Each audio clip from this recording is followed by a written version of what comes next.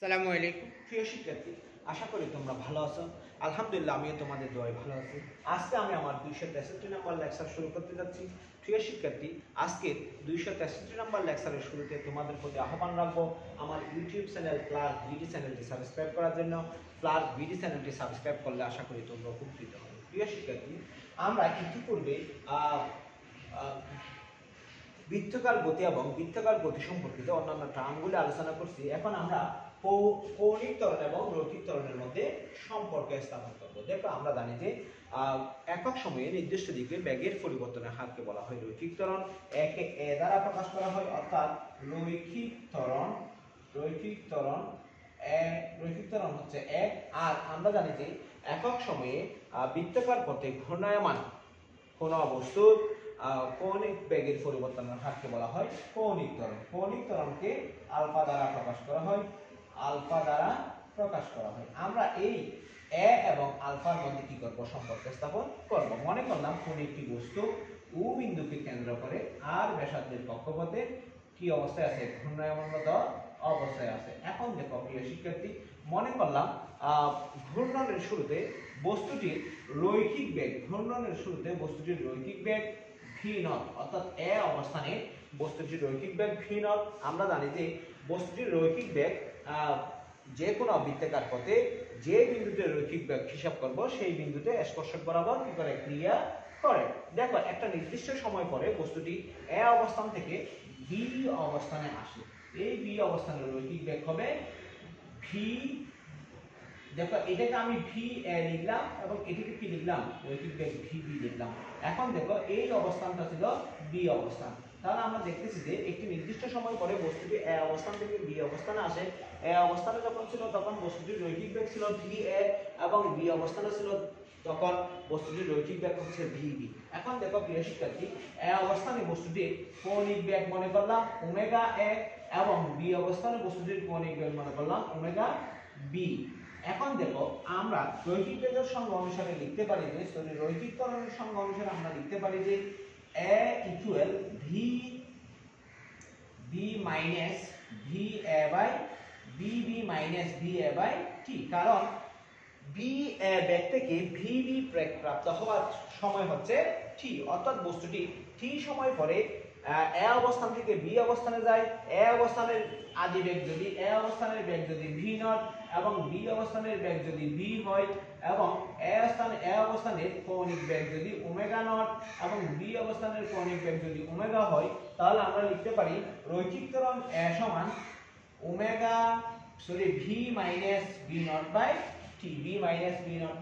টি। আবার দেখো, আমরা জানি যে ভি সমান ওমেগা, ভি সমান কি? ওমেগা। তাহলে ভি নট সমান হবে ওমেগা নট আর। এখন আমরা যদি এখানে মানগুলি বসাই দিই, omega R minus omega nought R by T. এখন দেখো প্রিয় শিক্ষার্থী, আমরা এখান থেকে আরটা কমন নেব, তাহলে omega minus omega nought into R by T. আমরা জানি যে কৌণিক ত্বরণ আলফা হলে আলফা সমান omega minus omega nought by T, অর্থাৎ কৌণিক বেগের পরিবর্তনের হারকে কৌণিক ত্বরণ বলা হয়। তাহলে আমরা এখান থেকে লিখতে পারি আলফা আর, অর্থাৎ রৈখিক ত্বরণ এ সমান কৌণিক ত্বরণ ইনটু ব্যাসার্ধ ভেক্টর। কৌণিক ত্বরণ ইনটু কি? ব্যাসার্ধ ভেক্টর। এটাই হচ্ছে রৈখিক ত্বরণ এবং কৌণিক ত্বরণের মধ্যে সম্পর্ক। আশা করি প্রিয় শিক্ষার্থী তোমরা বুঝতে পারছো। এখন আমরা অতি ইম্পর্টেন্ট একটি টপিকস নিয়ে আলোচনা করব, যে টপিকসটি হচ্ছে কেন্দ্রমুখী ত্বরণ। দেখো, এই টপিকসটার সাথে তোমরা সবাই পরিচিত। কেন্দ্রমুখী ত্বরণ বা কেন্দ্রমুখী বল সম্পর্কে তোমরা আগে থেকেই জানো যে বলের কারণে কোন একটি বস্তু একটি বৃত্তাকার কক্ষপথে ঘূর্ণায়মানরত অবস্থায় থাকে বা কোন একটি বিন্দু বা অক্ষকে কেন্দ্র করে ঘূর্ণায়মানরত অবস্থায় থাকে, সেই ত্বরণকে আমরা বলতে পারি সেই বলকে আমরা বলতে পারি কেন্দ্রমুখী বল। এখন দেখো, যদি বস্তুটি কোন একটি বিন্দু বা অক্ষকে কেন্দ্র করে ঘূর্ণায়মান অবস্থায় থাকে, একটি নির্দিষ্ট কক্ষপথে যখন কি অবস্থায় থাকে? ঘূর্ণায়মান অবস্থায় থাকে, তখন বৃত্তের ব্যাসার্ধ বরাবর দেখো বস্তুটি এই বৃত্তাকার কক্ষপথে কি অবস্থায় আছে? ঘূর্ণায়মান অবস্থায় আছে। এই অক্ষকে কেন্দ্র করে এ বি অক্ষকে কেন্দ্র করে ও বিন্দুকে কেন্দ্র করে বা এ বি অক্ষকে কেন্দ্র করে আর ব্যাসার্ধের কক্ষপথে বস্তুটি কি আছে? ঘূর্ণায়মানরত অবস্থায় আছে। এখন দেখো এই যে বস্তুটি, মনে করলাম এই বস্তুটির ভর m, এই বস্তুটিকে সুতা বা এই বস্তুটি আর ব্যাসার্ধের যে কক্ষপথে ঘূর্ণায়মান রয়েছে সেই ব্যাসার্ধ বরাবর বস্তুটিতে একটি কেন্দ্রমুখী বল ক্রিয়া করে। সেই ব্যাসার্ধ বরাবর বস্তুটিতে একটি কি করে, কেন্দ্রমুখী বল ক্রিয়া করে। এই যে যদি কোনো একটি বস্তু একটি নির্দিষ্ট কক্ষপথে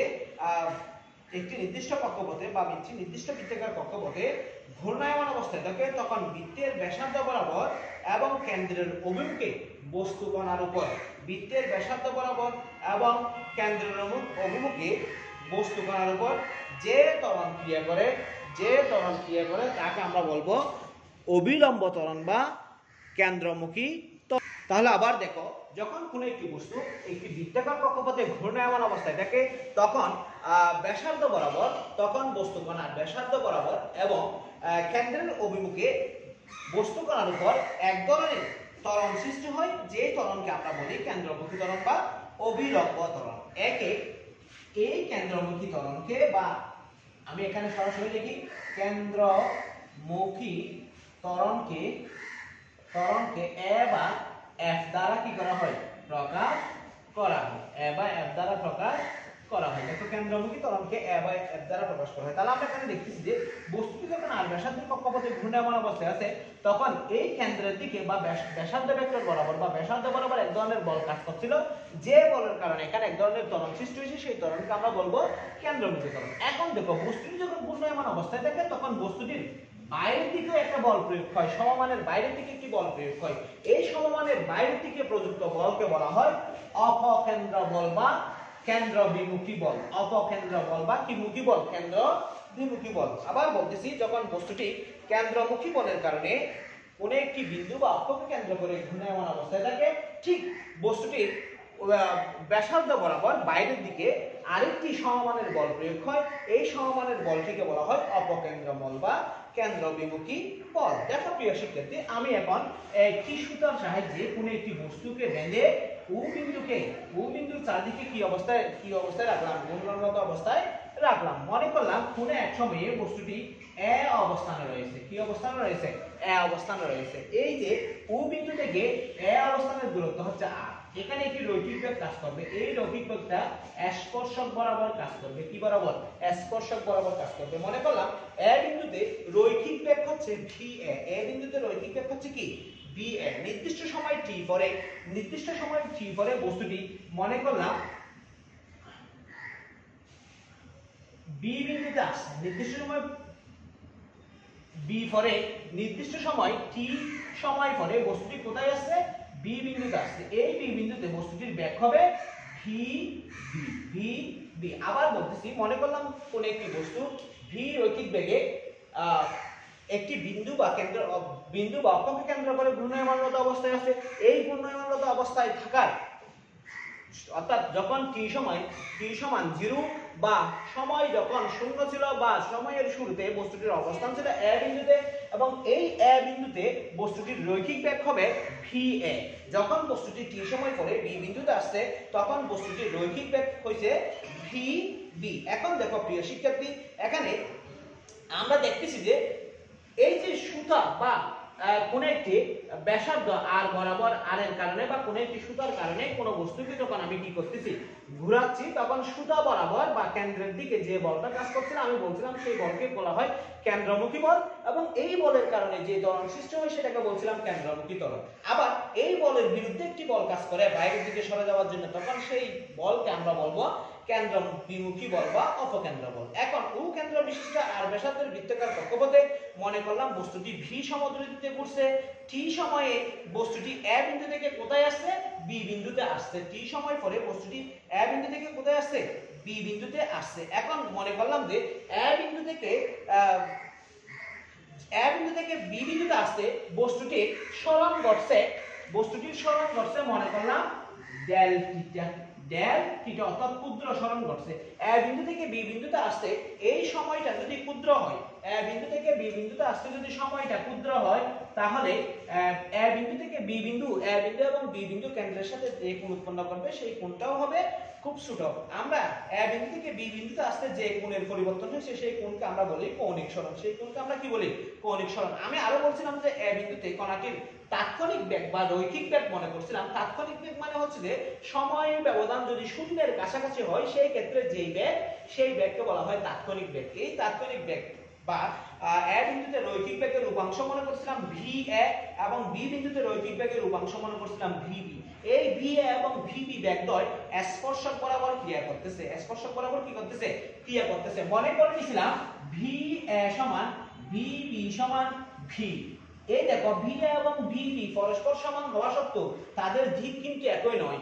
এই এ বিন্দুতে বেগ ছিল স্পর্শক বরাবর, বি বিন্দুতে বেগ ছিল BA স্পর্শক বরাবর। এখন দেখো প্রিয় শিক্ষার্থী, আমি দেখলাম যে এই বি বিন্দুকে যদি আমি পিছনের দিকে বাড়াই তাহলে এ বিন্দুর বা VA বেগের উপাংশের সাথে কি হয় সংযুক্ত করি, তখন দেখা গেছে যে এই VB এবং BA পরস্পর ডেল থিটা কোণ উৎপন্ন করে। পরস্পর কি থিটা কোণ উৎপন্ন করে? ডেল থিটা কোণ উৎপন্ন করে। আমি এটাকে যদি আরেকটু পিছনের দিকে নিয়ে আসি এবং এই বি বিন্দু থেকে যদি এখানে একটি লম্ব টানি তাহলে এখানে একটা ত্রিভুজ উৎপন্ন হচ্ছে। দেখো ভালো করে, এখানে একটা কি উৎপন্ন হচ্ছে? ত্রিভুজ উৎপন্ন হচ্ছে। এই ত্রিভুজটাকে অর্থাৎ এই ত্রিভুজটাকে যদি আমি এখানে আঁকি, দেখো একটু কাইন্ডলি, আমি ঠিক এভাবে পাবো। এটার নাম দিলাম ভি। দেখো এটার নাম দিলাম ভি, এটার নাম দিলাম আর এবং এটার নাম দিলাম কিউ। এই কোণটা ছিল ডেল থিটা, এই কোণটা ছিল কি? Del theta. এখন দেখো প্রিয় শিক্ষার্থী, পি কিউ এর উপর কিউ আর কিন্তু লম্ব ছিল। পি কিউ এর উপর কিউ আর কিন্তু কি ছিল?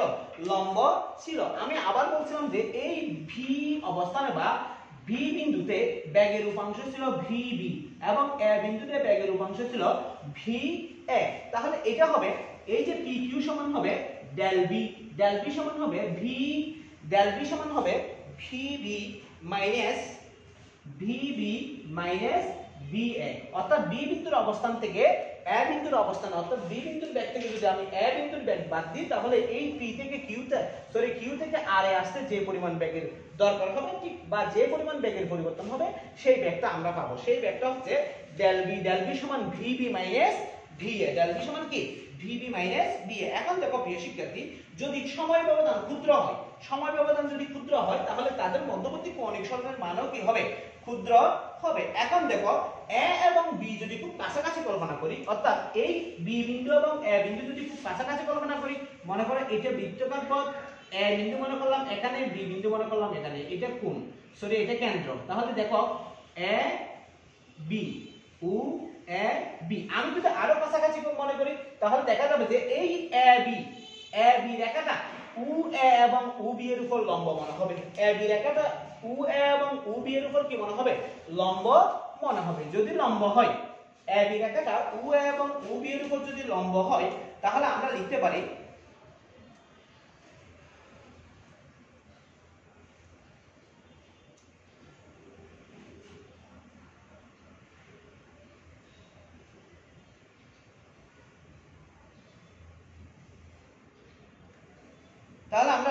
দেখো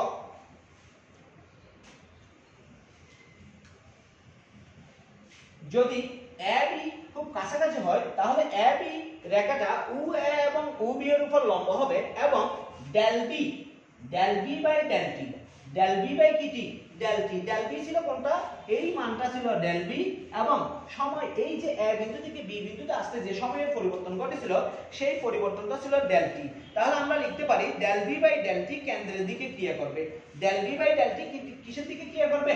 কেন্দ্রের দিকে ক্রিয়া করবে, কেন্দ্রের দিকে ক্রিয়া করবে। Del B by del T কেন্দ্রের দিকে ক্রিয়া করবে। এখন দেখো আমরা একটা ত্রিভুজ পেয়েছিলাম, ত্রিভুজটার নাম দিয়েছিলাম PQR। ত্রিভুজটার নাম দিয়েছিলাম কি? PQR। এই ত্রিভুজ PQR ত্রিভুজের মধ্যে আমরা দেখছিলাম যে PQ হচ্ছে লম্ব, সরি আর কিউ হচ্ছে লম্ব এবং PQ হচ্ছে ভূমি। দেখো PQ কেন ভূমি পাইছিলাম? এই যে আর বিন্দু থেকে PQ এর উপর লম্ব টানছিলাম, এই জন্য আর কিউ হচ্ছে লম্ব, এটা হবে ভূমি এবং এটা হবে কি? অতিভুজ। তাহলে আমরা এখান থেকে লিখতে পারি, কি লিখতে পারি? দেখো কি লিখতে পারি? PQR হতে আমরা লিখতে পারি sin θ সমান সাইন ডেল থিটা ক্ষুদ্র কোণ কোনটা ছিল ক্ষুদ্র সাইন থিটা সমান লম্ব বাই অতিভুজ লম্ব ছিল কিউ আর লম্ব ছিল কি কিউ আর অতিভুজ ছিল ফি আর অতিভুজ ছিল ফি আর ভালো করে দেখবা লম্ব ছিল কিউ আর অতিভুজ ছিল ফি আর তাহলে কিউ আর সমান আমরা পাইছিলাম ডেল বি এবং ফি আর সমান আমরা পাইছিলাম ভি বি আবার দেখো আমরা উপরে লিখছিলাম যে ভি এ সমান ভি বি সমান ভি তাহলে আমরা লিখতে পারি sin ডেল থিটা সমান del V by V del B by V এটা আমরা কি করতে পারি লিখতে পারি এখন দেখো যদি কোণটা অতি ক্ষুদ্র হয় যদি কোণটা কি হয় অতি ছোট হয় তাহলে sin ডেল থিটাকে আমরা sin ডেল থিটাকে শুধুমাত্র থিটা লিখতে পারি কোণের পরিমাণ যদি খুব ক্ষুদ্র হয় মনে রাখবা কোণের পরিমাণ যদি খুব ক্ষুদ্র হয় তখন sin থিটা সমান কোণ যদি খুব ছোট হয় তখন sin থিটাকে আমরা থিটা লিখতে পারি তাহলে এখান থেকে লিখতে পারি sin ডেল থিটা সমান ডেল থিটা সুতরাং আমি এখান থেকে লিখতে পারি ডেল থিটা সমান ডেল ভি বাই ভি বা ডেল ভি সমান V V del theta del V সমান ভি ডেল থিটা এখন দেখো প্রিয় শিক্ষার্থী যদি বেগের পরিবর্তন ডেল ভি সমান v ইনটু ডেল থিটা হয় বেগের পরিবর্তন ডেল v সমান v ইনটু ডেল থিটা হয় তাহলে কেন্দ্রমুখী ত্বরণ a সমান হবে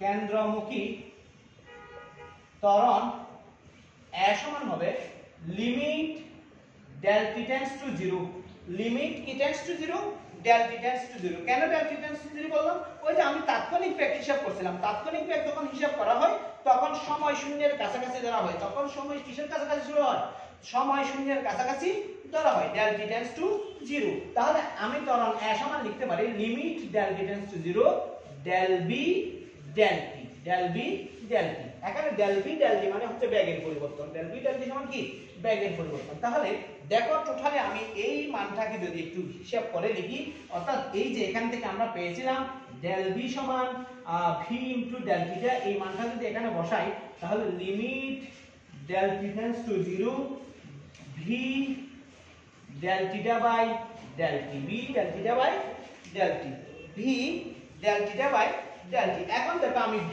টাকে বের করে দিলাম যদি v টাকে বের করে দিই তাহলে আমরা পাবো limit del t tends to 0 del theta by del theta by del t আমরা পূর্বের এপিসোডগুলিতে আলোচনা করছিলাম যে limit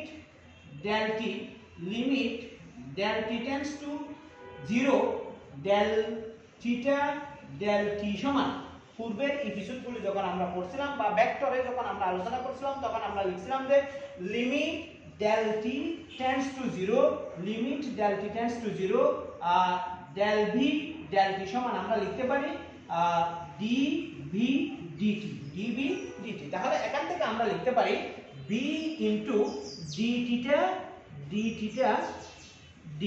into d theta dt দেখো আমি আবার বলতেছি আমরা পূর্বের এপিসোডে বা ভেক্টর অধ্যায় আমরা যখন আলোচনা করছিলাম তখন ক্যালকুলাস অংশ আলোচনা করতে গিয়ে লিখছিলাম যে limit del t tends to 0 del v del t যদি a সমান limit del t tends to 0 del v del t হয় সেই ক্ষেত্রে এই limit del t tends to 0 del v del t হচ্ছে পার্শিয়াল ডিফারেনশিয়াল ফাংশন এবং এটাকে যদি আমি টোটাল ডিফারেনশিয়াল ফাংশনে নিয়ে যাই তখন এটাকে আমরা লিখতে পারি limit del t tends to 0 del v del t সমান dv dt যখন dt রূপান্তরিত হয়ে যাবে তখন টোটাল ডিফারেনশিয়াল ফাংশনে রূপান্তরিত হয়ে যাবে তাহলে আমরা limit del t tends to 0 del theta by del t সমান লিখতে পারি d থিটা বাই dt আবার আমরা জানি যে একক সময়ে কৌণিক সরণের পরিবর্তনের হারকে বলা হয় কৌণিক বেগ একক সময়ে কৌণিক সরণের পরিবর্তনের হারকে কি বলা হয় কৌণিক বেগ বলা হয় একক সময়ে কৌণিক সরণের পরিবর্তনের হারকে কি বলা হয় কৌণিক বেগ বলা হয় তাহলে a সমান লিখতে পারি b ইনটু ওমেগা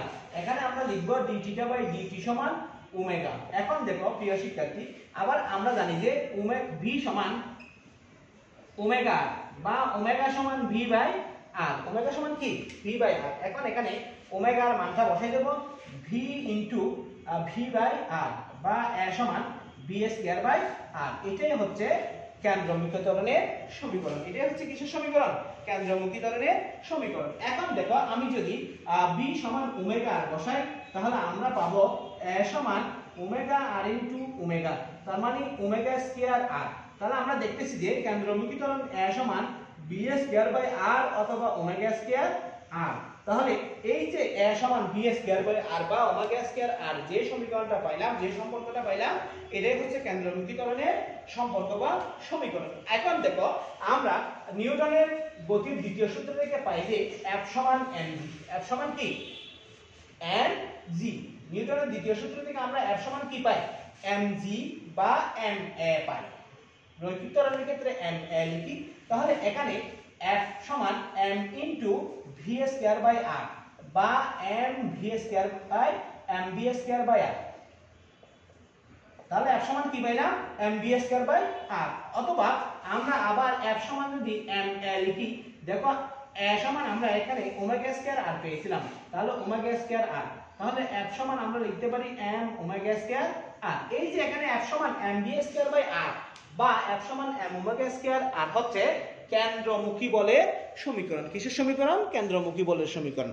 আমরা জানি যে যখন কোনো একটি বস্তু একটি নির্দিষ্ট কক্ষপথে গতিশীল থাকে, আর ব্যাসার্ধের কক্ষপথে গতিশীল থাকে, তখন বস্তুটির ব্যাসার্ধ বরাবর এক ধরনের বল প্রযুক্ত হয়, যার কারণে কেন্দ্রমুখী ত্বরণ সৃষ্টি হয়। এই বলটাকে কেন্দ্রমুখী বল বলি। আবার যখন বস্তুটি ঘূর্ণায়মান থাকে, তখন এই ব্যাসার্ধ বরাবর বাইরের দিকে একটা বল প্রযুক্ত হয়, এই বলটাকে বলি অপকেন্দ্র বল বা বিকেন্দ্রমুখী বল। এটাও কিন্তু এই কেন্দ্রমুখী বল F এর সমান তবে বিপরীতমুখী। সমান তবে কি মুখী? বিপরীতমুখী। আশা করি প্রিয় শিক্ষার্থী তোমরা কেন্দ্রমুখী ত্বরণ সম্পর্কে বিস্তারিত ধারণা পেয়েছো। আজকে এই পর্যন্ত। আসসালামু আলাইকুম।